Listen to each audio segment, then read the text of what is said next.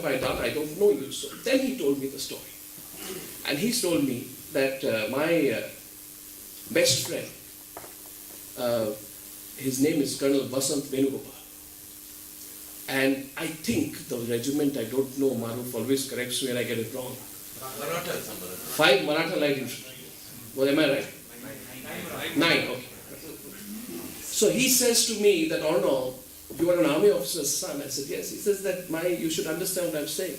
He says, my best friend, he died 2 days back in hand-to-hand combat. I think it was in Kupwara. Hand-to-hand combat, and he described the entire operation.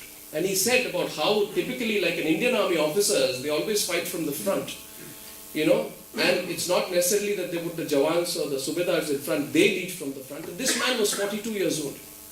And he led from the front, and in that he killed 3, and then succumbed to his injuries. And after succumbing to his injuries, he kept giving covering fire to his own men. I mean, when I heard the story, you know, I was overwhelmed. And he said that, you know, Arnab, your channel and no channel has done even 1 minute reporting on this. There's not even an item on your ticker about Colonel Vasant Venugopal. So I was very, you know, taken aback. I felt very guilty. So I told my people, the story doesn't end here, I told my people that, you know, let's get him on my program today. And that night I'll start news up by getting this friend of Colonel Vasant Venugopal. And I'll talk to him, and later we'll talk about Sanjay Dutt. So my program began, and at 9:03, after the news story went, my producer, I asked her, so is my guest there? So the producer says that yes, she's there. So I said she, but you know, I spoke to his friend, it was not a lady. So she tells me, my producer, that Subhashini Vasant, Colonel Vasant Venugopal's wife, has decided to come on your program. And what do you say? You know, and she had done the last rites for her husband 5 hours back. And when she realized that Times Now is doing this, she says, okay, you don't go, I want to talk about Vasant. And you know, ladies and gentlemen, I have done many things right and wrong in my life, you know. And that's where I changed the way I look at my profession. That day, I tell Subhashini till now that you changed whatever I do today is thanks to the way you forced me to change my opinion. You know, she spoke for 12-15 minutes. She spoke, there's nothing to ask, she spoke about Vasant. She had no sense of sorrow or emotion, you know. She spoke about how proud she was to be an army officer's wife. How he had joined, their early years in the army, the different postings they had gone for, their children. She spoke about her son, how inspired he was by the father. And it was a personal narration that brought tears to everyone's eyes. And I realized that day that all the people who, when I joined NDTV and other channels a long time back, had told me, you know, Arnav, one thing you must never do. Don't ever give your opinion. Because the day you give your opinion, you're a bad journalist. You know, that day when I interviewed Subhashini and I came out and I said, who says that you must not express your opinion? Then why am I a journalist? And why I've narrated this to you is because until date I'm in touch with Subhashini. Because I told you at the beginning, I said the fourth thing I want in my country is that I want a country where the powerful will know who to defend, right? And the media will know who to fight for. I, as an army officer's son, my father is in Madras Sappers, 9 Engineer Regiment, lived my life in cantonments. I forgot basic respect for this institution. I too had become a pop patriot, remembering them only when an incident happens with Pakistan. So since then, you know, and also I had forgotten how to express my opinion. My interaction with Subhashini changed my perspective. And General Bikram Singh, you find interesting, you know, next morning I received a call from saying that Army Chief J.J. Singh wants to speak to you. So he called me and he said that, Arnab, I think he's from the same. He says, can I have Subhashini's number? He says, my wife, all of us were watching and everyone in the army was watching this and we just want to contact her and do something. So, you know, Chief, I'm just saying this to you as an aside. Subhashini today is still fighting and she's started something for widows, you know. So whatever support you can give her, I think you'll be doing yeoman service for Subhashini in Bangalore. My fifth point is that I want a country where national pride is not a pre-election issue. I don't believe the sincerity of all this going on about Devyani, with respect. I know we picked up the case, and I believe that what happened to Devyani was wrong. But if the government could react in the case of Devyani, then why was there no suo motu assertion in the case of Pakistan when our soldiers were beheaded? Why was there no suo motu assertion on China? This is not a comment on the army, this is a comment on the political class. You see, assertion of a country cannot be limited to before an election. And I think national pride, I don't need to elaborate on this, I'm sure you understand what I mean. That national pride has to be asserted individually and by people at all times, not just before, necessarily before an election. I think you've got my point. I'll have a slightly more controversial point. My sixth point is, I want a country where money is not made in the name of national security. And we did the Augusta Westland deal. When we get a scam, we pull no punches. I can say with pride today that I am the only editor who has been officially sent a legal notice by Augusta Westland right from their offices. Twice. So when we did the Augusta Westland deal, we look at the papers and we look at what adds up and what doesn't. Now my simple point is, if you have severe doubts about a particular chopper being bought in one part of your MOD, how can you get that chopper in your Ministry of Home Affairs? One. Secondly, you say that you don't allow commissions in the Ministry of Defense. So if a chopper is bought by the army, then the guy providing the chopper can't take a 8 to 10% cut. There's no scope for commission in the name of marketing expenses or anything else, and we know how to scrutinize documents. Now, on paper they are saying, the suppliers are saying on paper that we want to supply, because before CWG they were wanting to buy choppers for everything. There's a big money splurge happening in our country in the name of CWG, including choppers. So they were adding on a commission cost and then whatever in several terms when you're supplying to the Ministry of Home Affairs. My point is, those choppers, if they were to be bought, was for our national security. If you can't allow kickbacks in Ministry of Defense, you cannot allow kickbacks in the Ministry of Home Affairs. And I think that's where my worry is sometimes. That you see, the country we are trying to build is a country where this form of intense scrutiny will become a matter of daily life, and politicians and bureaucrats cannot react to the media with irritation anymore. You will have to deal with us. This form of journalism that we have brought will stay. It will not be curtailed. It will not be regulated. It will not be controlled. Not at all. And those who try to do it and tell us how to do, we should do our journalism, we can teach them back. Because you see, behind all the, the entertainment we provide you at 9 o'clock is a lot of research and work that we do. You see, in the Augusta Westland deal, and I keep going on about it, I believe if a foreign country can be investigating this particular thing in detail, we can't put a cover over it. And it was not appropriate in my view, I'm saying it on record, that the Ministry of Defense Production said at that point of time that no, there was nothing wrong. Quickly, gave a certificate. And the Italian papers are saying that the Indian officials have said that there is no scam. But the Italians themselves are investigating and the scam trail is still continuing. But my question is, why were we trying to put a lid on it? You see, when you try to put a lid on it, I want to put out a statutory warning. And this goes through. You put a lid on it. Trust me, it will come up a few months later. Maybe a year later. Maybe 2 years later. And you'll have a lot of sleepless nights over when it will come out. So I always say to people who have done any scam, it's better that the scam comes out. You deal with it, that you are exposed and pay the price for it, than have sleepless nights for 5-6 years on which media outlet will pick it up 5-6 years from now. Because there is no scam in the country which can go unchecked in the days of scrutiny that we live in. And that's a fear that we are bringing in. My next point, and I hope I'm not lecturing you too much, is that we have to become a rule-based society. I want my country, and I just met a class 7 young man before I came in. And, we tell our children, stand in a line when you're going to the airport, when you're getting on a bus. But you stand in a line, now they don't, but when I first came to Mumbai 6 or 7 years back, the local big politician would just push all of us aside and go in front, and they would rudely and almost push us off on the side. I always want to tell them that power is so fickle and you may be on the other side tomorrow, but they never seem to learn. But I can link that story of being pushed on an airport line with the story of Adarsh.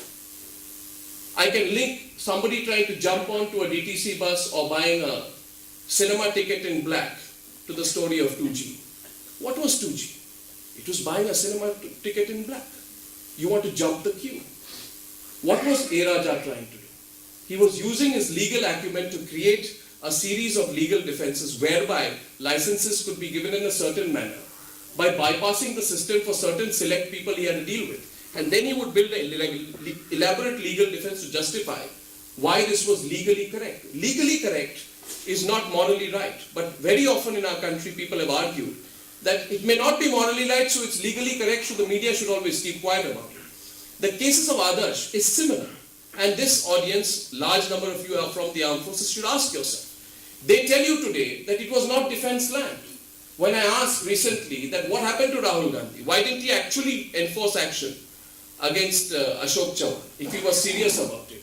Then the Congress guys come and tell me, but you don't know it was not army land. I say, have you read the piece of paper in which the allotments were done? The first line they said about why Adarsh Society was made, it mentioned widows and families affected of Kargil and such other such national situations. It mentions them. So my point was that the name of Kargil was being used for private profit.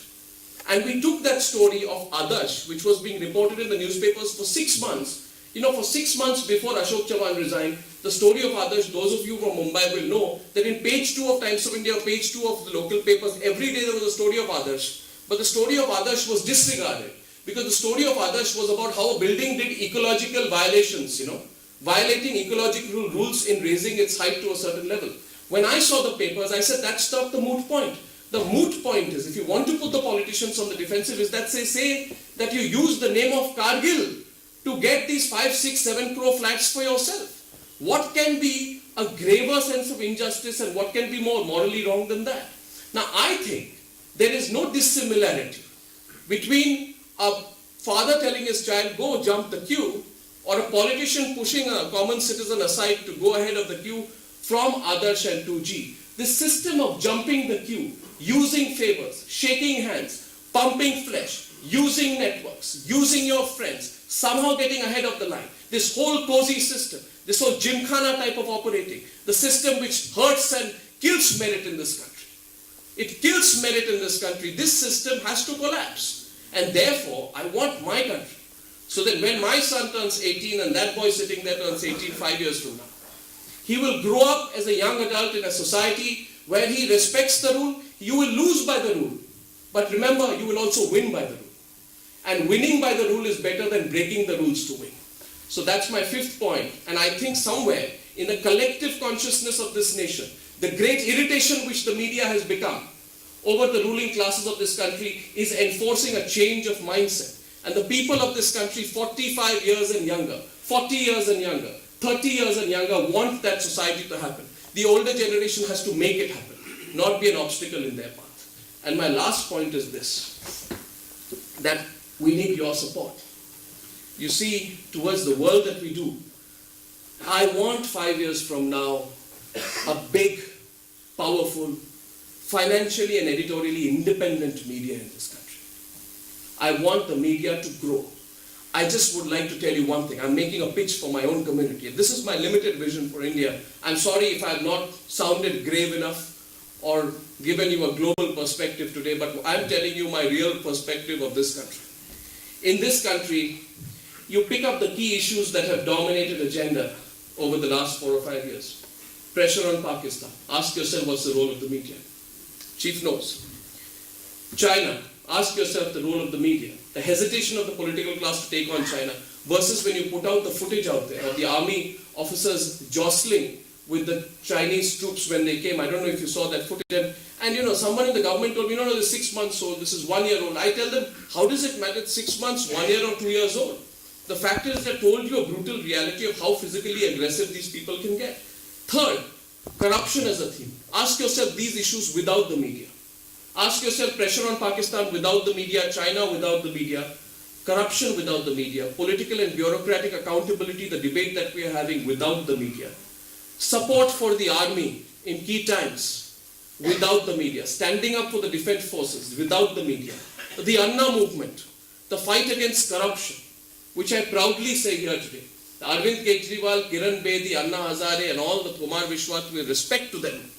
But they were not there when they were taking the flag, and Srinjoy sitting there knows. Why does Srinjoy ask a tough question? He's been trained to ask a tough question. But we know that well before Kiran Bedi, Anna Hazare, Arvind Kejriwal and others, the media in this country was fighting the battle for corruption a year before India against corruption came into being. So you cannot imagine the fight against corruption without the media. So I believe that if we have a strong, free and independent self-regulating media, which has your support and your viewership, and you believe in it, and you know that this country is changing, this country will not change unless you support an independent media. So my last pitch is, the media needs your support. I'm sorry to have taken longer than my time. This is my limited vision for this country, and I'm very positive. Finally, people say you're the resident prophet of doom. You say everything was negative. Politicians tell me, kuch to acha kabhi bolo. But, you know, that's not my job. But I'm very positive. I believe that out of this situation that we are in, I agree with what the Army Chief said. Out of what we are in is a very positive country with a vital force behind it. Small things are pulling us down. They're very small. And if we want to collectively make the change, in 4 or 5 years, we can make this country a far better, a far more powerful country. Thank you very much. Thank you.